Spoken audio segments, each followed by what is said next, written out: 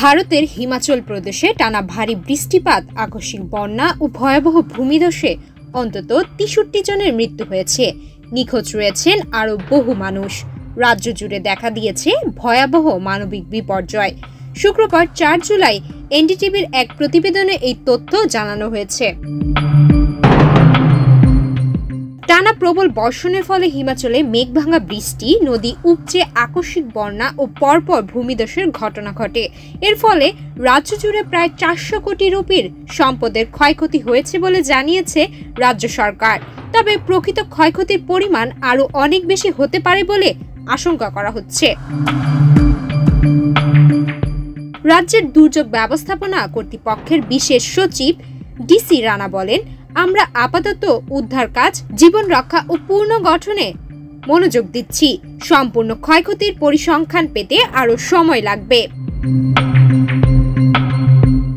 সবচেয়ে ক্ষতিগ্রস্ত জেলা হচ্ছে মান্ডি, যেখানে ১৭ জন প্রাণ হারিয়েছে এবং অন্তত ৪০ জন নিখোঁজ রয়েছেন। এছাড়া কাংড়ায় ১৩ জন, চাম্বায় ৬ জন, সিমলায় ৫ জন এবং বিলাসপুর, হামিরপুর, কিন্নর, কুল্লু, লাহুল স্পিতি, সিরমাউল, সোলান ও ওনা থেকেও মৃত্যুর খবর পাওয়া গেছে। রাজ্য জুড়ে শতাধিক মানুষ আহত হয়েছেন, শতাধিক বাড়ি ধসে পড়েছে এবং ১৪টি সেতু ভেসে গেছে। এই দুর্যোগে রাজ্যের ৫০০টিরও বেশি রাস্তা অবরুদ্ধ হয়ে পড়েছে। এছাড়া ৫০০টির বেশি বিদ্যুৎ ট্রান্সফার বিকল হয়ে পড়েছে। ফলে হাজার হাজার মানুষ বিদ্যুৎ ও পানির সংকটে পড়েছে।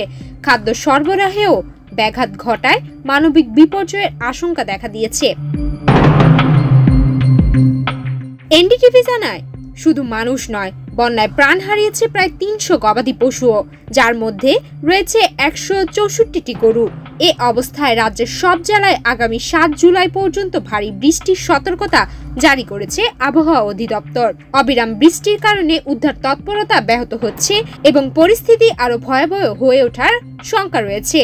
প্রশাসন ও বিপর্যয় মোকাবেলা বাহিনী এখন জীবন রক্ষা ও অবকাঠামো পুনরুদ্ধারে সর্বোচ্চ চেষ্টা চালিয়ে যাচ্ছে। সুমায়া মিতু, বাংলাদেশ প্রতিদিন।